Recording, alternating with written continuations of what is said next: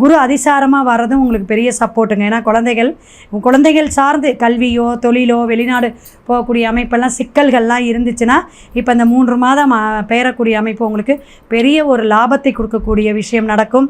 நிறைய உங்களுக்கு சப்போர்ட்டாக இருக்கக்கூடிய அமைப்பு.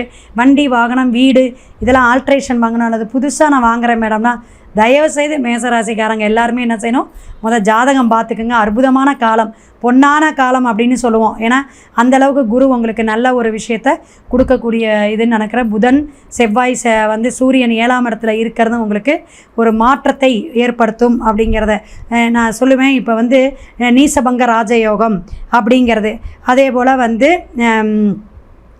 நவ பஞ்சம யோகம் அப்படிம்போம், மாளவிகா யோகம் அப்படிங்கிறது, இந்த ருச்சிக யோகம் அப்படிங்கிறது, இந்த மாதிரி 4 வித யோகங்களும் இந்த மாதம் உங்களுக்கு வருது.